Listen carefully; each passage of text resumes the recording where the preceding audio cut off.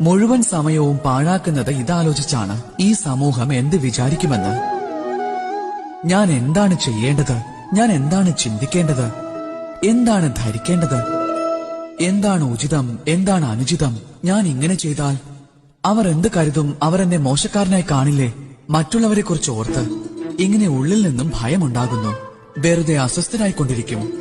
എപ്പോഴെങ്കിലും സ്വയം ചോദിക്കണം, ആരാണീ മറ്റുള്ളവർ, ആരാണീ സമൂഹം? പ്രപഞ്ചത്തിലെ ഓരോരോ വ്യക്തികൾക്കും അവരവരുടേതായ വ്യക്തിത്വമാണ് ഉള്ളത്. അവനവന്റേതായ ചിന്താധാരയുമുണ്ട്. നിങ്ങൾ എല്ലാ ആളുകളെയും സന്തുഷ്ടരാക്കുവാൻ ശ്രമിക്കുകയാണെങ്കിൽ നിങ്ങൾ വലിയ തെറ്റാണ് ചെയ്യുന്നത്. ജീവിതത്തിൽ ചെയ്യേണ്ട കർമ്മം ഇതാണ്. നമ്മുടെ അന്തരാത്മാവിന് സന്തോഷമുണ്ടാകുന്നത്, പിന്നെ ജീവിതമുണ്ടാകുന്നത് അപ്പോഴാണ്, നിങ്ങളുടെ കർമ്മം ശുഭമാകുമ്പോൾ. അതിനാൽ സ്വന്തം